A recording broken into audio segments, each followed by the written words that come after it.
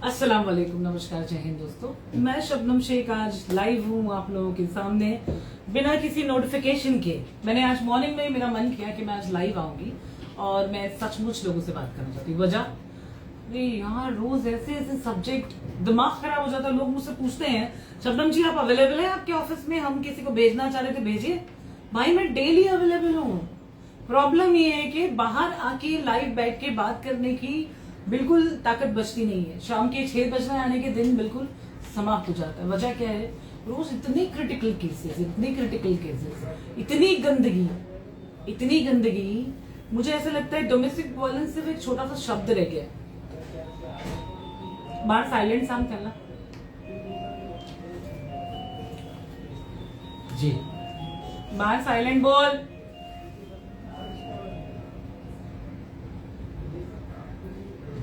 आज के लाइव आने की वजह मैं बताती हूँ। मेरे पास 50% क्लाइंट मेल्स हैं, मर्द हैं। वजह क्या है? ऐसा लगता है कि डोमेस्टिक वायलेंस सिर्फ औरतों के साथ ही होता है, मर्दों के साथ नहीं होता। बहुत ज्यादा झेल रहे हैं। ऐसे भी मर्द हैं जिनकी बीवियां रहती घर में साथ में हैं, बाजू में सोती साथ में हैं।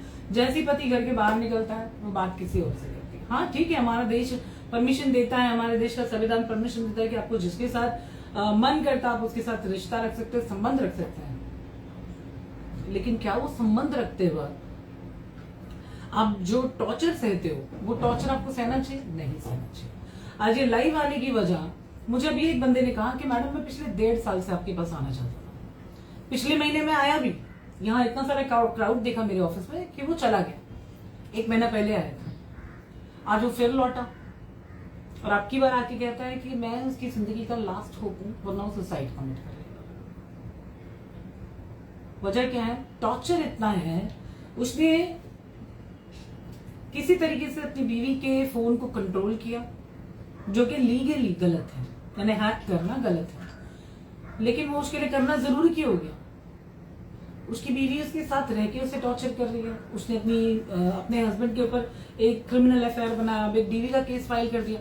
भाई अपने पति के ऊपर तुमने 326 आईपीसी सेक्शन 326 का एफआईआर बनाया, फिर भी तुम उसके साथ रह रही हो, जबकि तुमको उससे जान का खतरा है, तो भी तुम साथ में रह रही हो। अब तुमने डोमेस्टिक वायलेंस फाइल कर दिया है, तुमने मेंटेनेंस मांगा है, तुमने कंपनसेशन ऑफ मैरिज 2 करोड़ मांगा है। उसके बावजूद तुम पति के साथ ही रह रही हो, लेकिन आप बाजू वाले के साथ।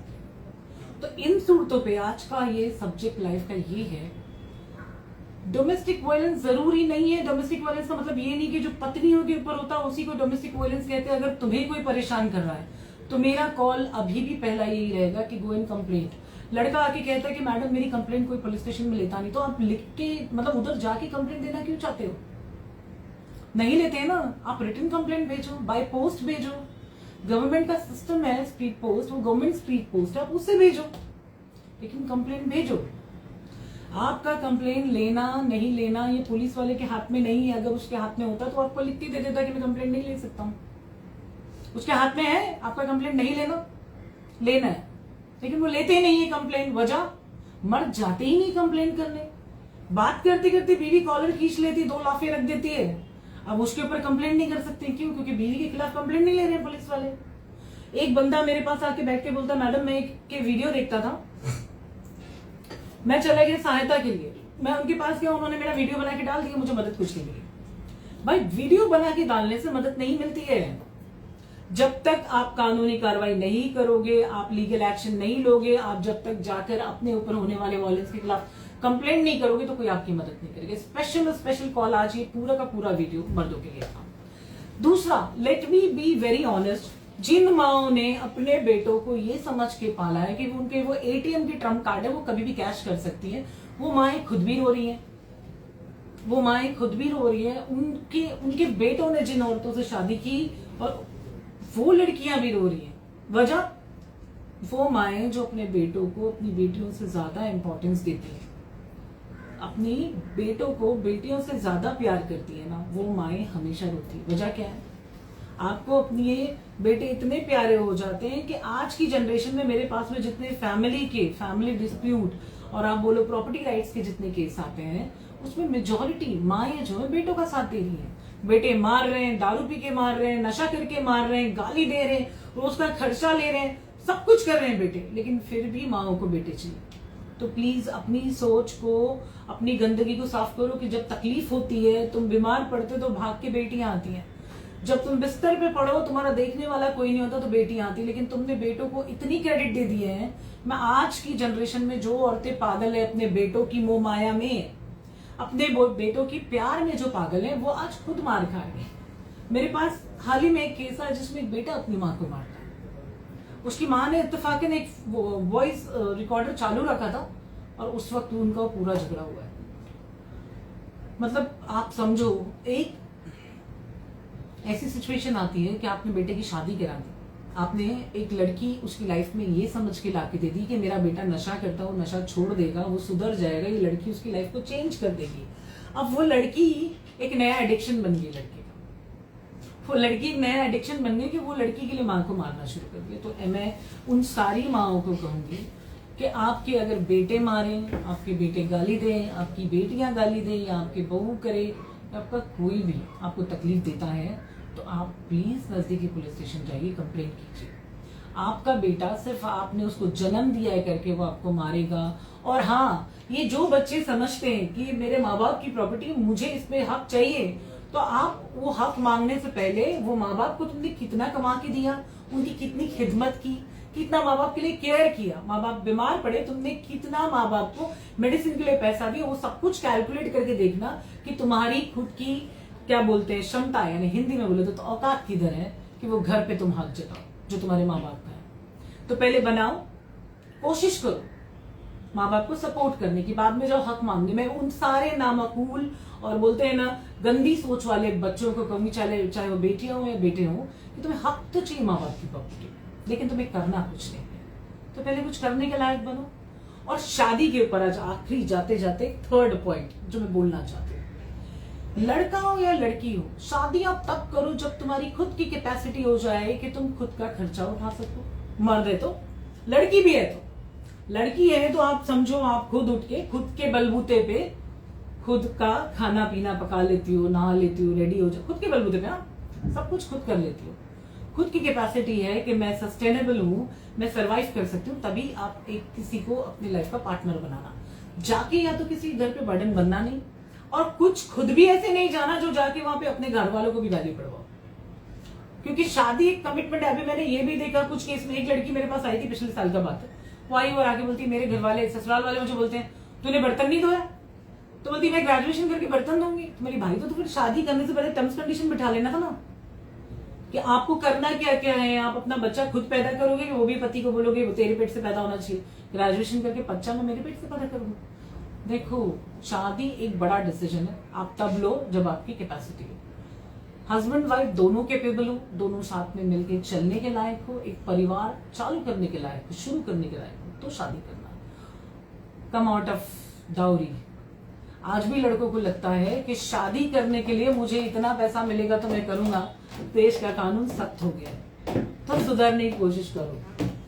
वेल दोस्तों, इजाजत लूंगी, मेरे दिल में था कि मैं बोलूं, हमेशा 5 उंगली एक बराबर नहीं होती, ये तो हम सब जानते हैं, तो हमेशा रोने वाली लड़कियां सही और हंसने वाले लड़के बुरे नहीं होते।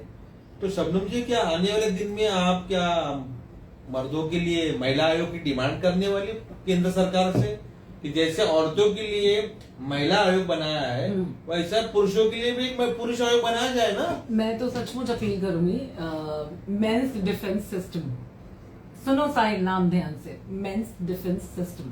क्यों? क्योंकि महिला आयोग यानी औरतों के लिए एक आयोग बनाया हुआ है, मेंस डिफेंस सिस्टम, यानी कि जहां पे मर्दों के लिए मर्द खुद की कंप्लेंट से लेके खुद के ऊपर होने वाले अत्याचार को रजिस्टर करें।